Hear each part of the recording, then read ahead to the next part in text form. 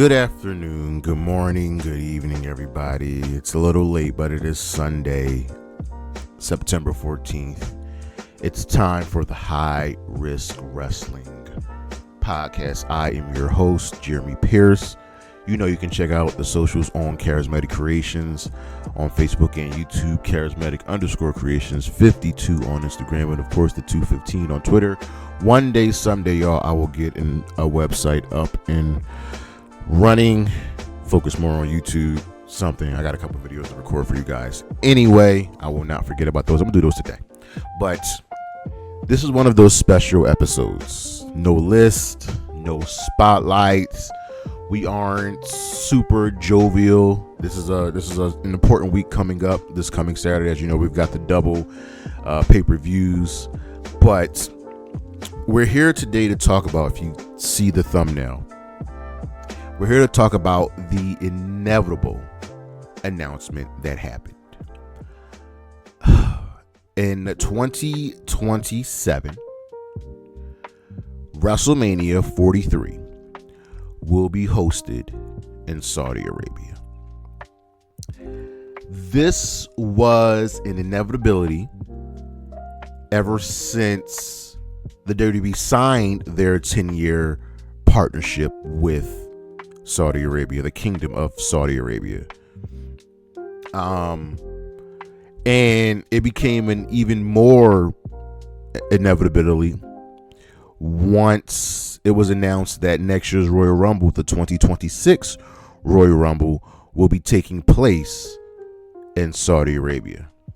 So it was fine for stuff like the Chamber, Night of Champions, King and Queen of the Ring, for those who take place there, right? But you never would have thought that one of the big 5 pay-per-views would take place in Saudi Arabia. But here we are. So this could be a let's talk about it episode, but we're going to focus here. So we've got to start with the history of the deal, the partnership, which has faced much controversy. John Oliver did a great story on it. So wrestling isn't new to Saudi Arabia. There was a tour in there in 1986, and the wrestlers performed there. There was even a show in 1990. So in 2013 December, WWE announced that they would be holding shows in Saudi Arabia, right? And in 2014 they held their first house show there, right? There were 3 house shows at the Great Hall Stadium. In 2015, right, it was announced that, you know, they had 3 more house shows there. Then came the deal. The deal was in 2014. I'm sorry, the deal was in 2018. March 5th, 2018, WWE and the Saudi General Sports Authority, they signed a deal. And the first advertised event was the Greatest Royal Rumble. And let's talk about that. This was the Greatest Royal Rumble, right? And the winner of that got a belt. The card featured Cena versus Triple H, Cedric Alexander versus Kalisto, Bray Wyatt and Matt Hardy versus Cesaro and Sheamus, Jeff Hardy versus Jinder Mahal for the U.S. Championship. The previous match was for the Raw Tag Team Championship, and the Cedric Alexander match was for the Cruiserweight Championship. The Bludgeon Brothers versus the Usos for the SmackDown Tag Team titles. Seth Rollins versus Miz, Finn, and Samoa Joe for the Intercontinental title. This was a ladder match. AJ Styles versus Shinsuke for the WWE Championship. Taker versus Rusev in a casket match. Brock Lesnar, Paul Heyman steel cage match for the Universal title, and Braun Strowman won the 50-man Greatest Royal Rumble. What's missing from this card? Women. And we're going to dive into all of that, right? So they announced this deal, a 10-year partnership, and it's worth A lot of money, like $2 billion worth. So they signed this deal, and no one's happy. WWE's happy. They have their money, right? And they've been running events there. Saudi has a thing called Riyadh season, which is a way to rebrand themselves for obviously a plethora of reasons.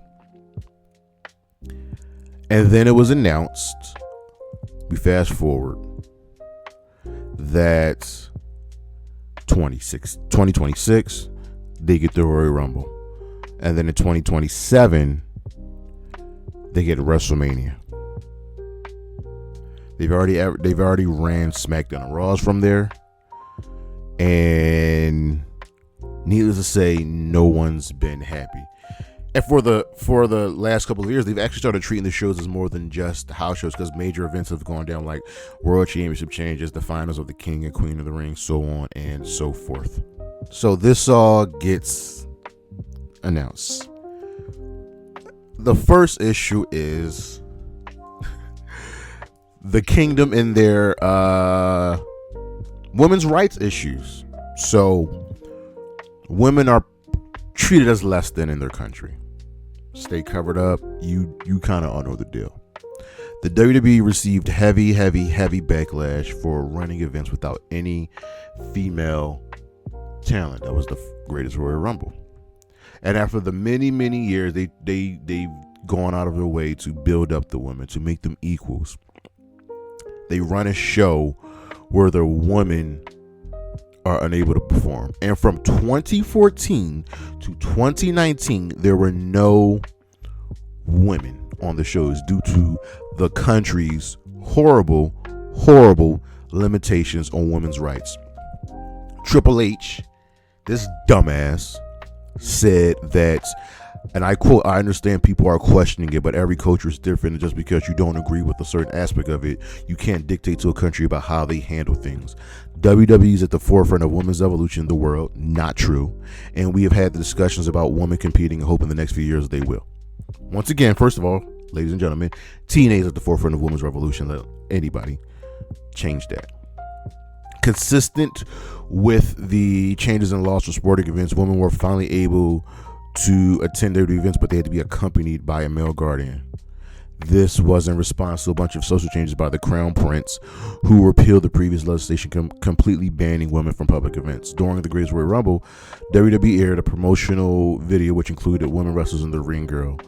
The stupid ass Saudi General Sports Authority issued an apology for indecent material that aired at the event. So women can't even wear what they want. During the second Crown Jewel event, Renee Young provided commentary for the show and did the same for the 2019 Super Showdown. And then, so we heard hours before that event, reports emerged that the WWE were attempting to add a women's match, which would have been Alexa Bliss versus Natalya. The woman joined the trip, but of course it was rejected by the Saudi Arabian government because the Saudi Arabian governments are pieces of shit. On October 30th in 2019, they announced the first ever match between Natalya and Lacey Evans. Got approved, and they had to wear full bodysuits instead of their normal ring gear. Now, mind you, Natalya's normal ring gear is actually a full bodysuit. And they both wore t-shirts over the bodysuits due to the country's conservative dress policy. The WWE celebrated this as groundbreaking. And it's a bunch of crap. It's a bunch of crap. The reactions from the media were mixed. Some were positive, but others, like Heavy.com, stated that the match was put in place to break barriers and further WWE's quote-unquote woman evolution, which is a bunch of bullshit. So you can feel proud for the ladies.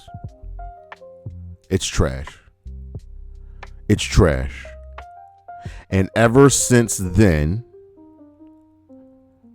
the women have been able to wrestle there in full bodysuits. Mind you, they act like seeing these women in full bodysuits is supposed to be like a turn off. No. The Kingdom of Saudi Arabia is absolute crap. Let that sink in. It is. We have the unfortunate killing of reporter Jamal Khashoggi, who was killed by the kingdom. He was killed by the kingdom, Saudi agents. He was killed in the Saudi consulate. They removed ticket event information from the page, from their ticket page the day the event was announced. And they announced that the event will go on as planned. So now you're going to work for a kingdom, because all you care about is money, who killed a reporter who openly criticized them. Then you have wrestlers refusing to work. Because remember, WWE said this is all voluntary. Sami Zayn did not participate in the Greatest Royal Rumble as he is a Syrian descent. And the Saudi Arabia have strained relations with Syria. Noam Dar, who was hired at the time, an Israeli wrestler, has never participated in any of the Saudi events. Not a single event. And he's still signed to WWE. That's my fault. Daniel Bryan was scheduled to face AJ Styles for the WWE Championship, but he refused to work due to the Khashoggi murder. We all know Bryan Danielson, a man of utmost integrity and respect. His title match got bumped to SmackDown. Samoa Joe replaced him. Cena was scheduled to participate in the dumbass WWE World Cup, and he called it an honor privilege to compete in Saudi, but he was replaced by Bobby Lashley because he refused to work in the wake of the Khashoggi murder. Roman Reigns didn't participate. Uses leukemia as an excuse. Kevin Owens, Aleister Black, 2019, didn't travel. Again, Zayn and Bryan didn't travel.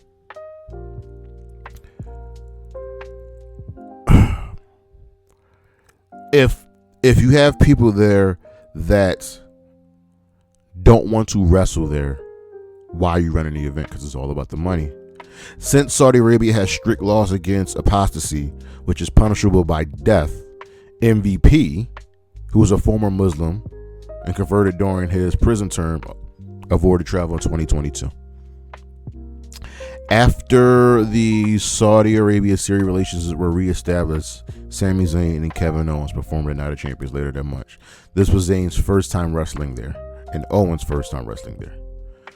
Don't forget about the travel issues when they got stuck on the tarmac because their plane had mechanical issues.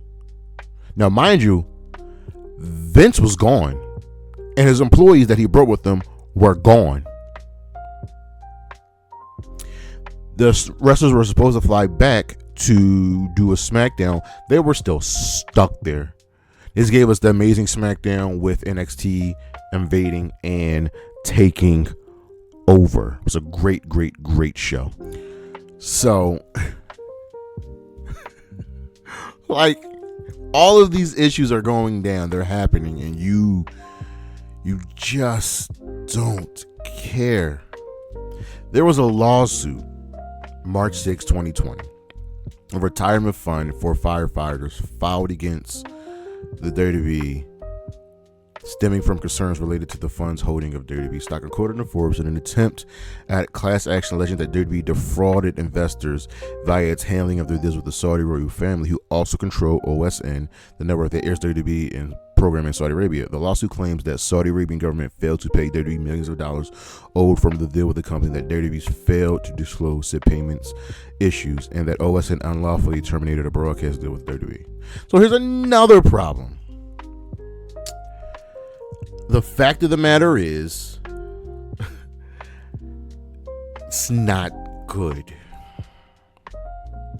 It's not good.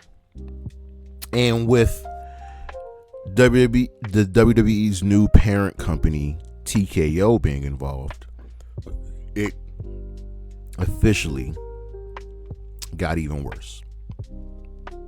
So let's look at these events. They usually hold 2 a year.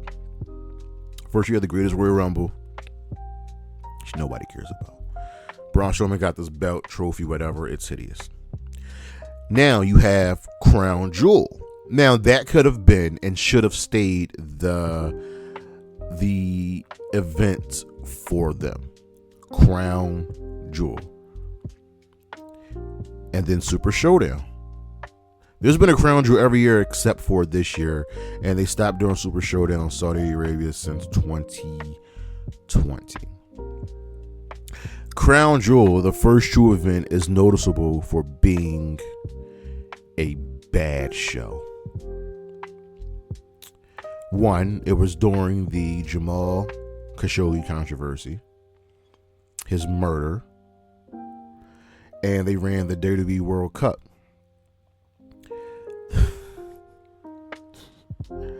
So, the show featured Shinsuke and Rusev on the pre-show for the U.S. title. 4 World Cup quarterfinal matches to open the show: Ray, Randy, Miz, Jeff Hardy, Seth, Bobby, Dolph, Kurt. I forgot Kurt Angle wrestled on the show. We had The Bar, who for some reason were accompanied by The Big Show, versus the New Day for the SmackDown tag titles. We had our 2 semifinal matches with Miz beating Ray and Ziggler beating Seth. We had AJ Styles defeat Samoa Joe to retain the WWE Championship. Brock beat Braun to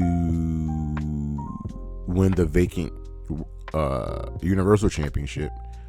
Miz got hurt, so Shane McMahon replaced Dolph Ziggler to win the World Cup. I remember this. Everything else that came before, don't remember. But we all remember the main event match. DX versus the Brothers of Destruction. It was a horrible, horrible match. Triple H suffered a torn pec. No women were on the show. The killing of Jamal Khashoggi went down. But again, this is PG family entertainment. So they ran Crown Jewel, and there's been multiple Crown Jewels. There's been, their Super Showdowns and all these random events. But then in 2022, they got their first real event. They got the Elimination Chamber pay-per-view. 2023, they got the Night of Champions pay-per-view. 2024, they got King and Queen of the Ring. The following year, they got Night of Champions. And now in 2020, first of all, I'm completely shocked that they've actually only ran one Saudi Arabia event this year. One. And it was Night of Champions. Next year, they get the Royal Rumble.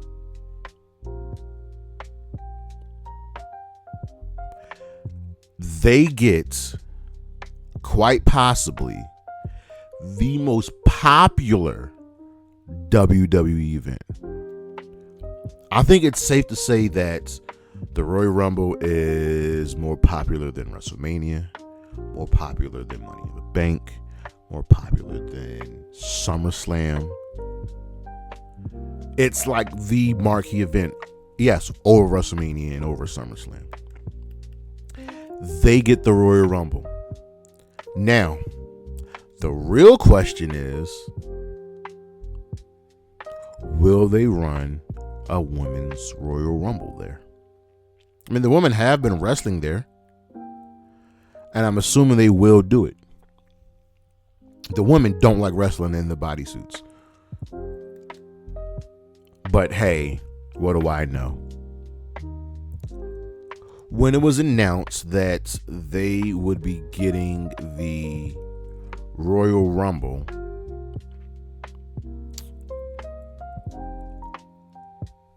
I figured, hey, it was bound to happen. This is what the kingdom has been paying for. This is what they want. So they're getting the Rumble. Late last week, it was announced that they are getting Wrestlemania in 2027. probably 2 nights. WrestleMania has already become an expensive event. It's already become harder for the average fan to attend WWE events. WrestleMania is becoming more and more like the Super Bowl every single year. By that I mean the Super Bowl is not run for fans. It's run for corporate sponsors and people with a shit fuck ton of money. And the WWE keeps raising prices.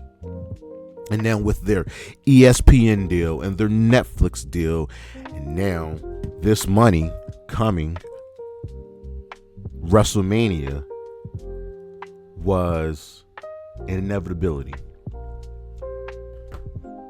And it absolutely sucks. I am, like a lot of fans, angry, upset, tired. Because when is enough enough?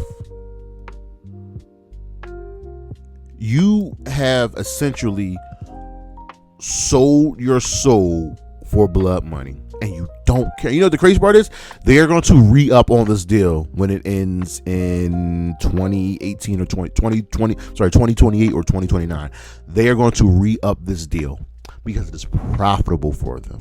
And they care more about the profits than they care about the fans. Triple H said the WWE is not a sport.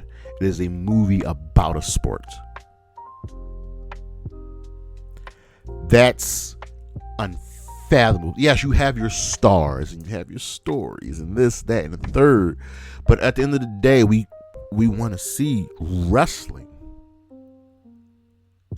And now with your biggest show, your marquee show coming, being sponsored by the blood money, you have officially lost all goodwill. And it sucks. It is getting harder and harder to be a fan of the WWE. It hurts.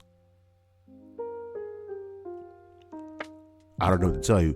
And for those that are going to say, well, Jimmy, you do love AEW. I do love AEW. I prefer them. Tony Khan has not rolled out at running a show in Saudi Arabia. We'll just have to wait and see. And he'll get criticized just like the WWE. This isn't good. This isn't fun. This isn't pretty. I wish it was better. That's our show, ladies and gentlemen. Thank you for listening. Thank you for watching. Look on the screen what we got coming up. Got the videos coming up tonight or tomorrow. Check out the socials, Charismatic Creations on Facebook and YouTube.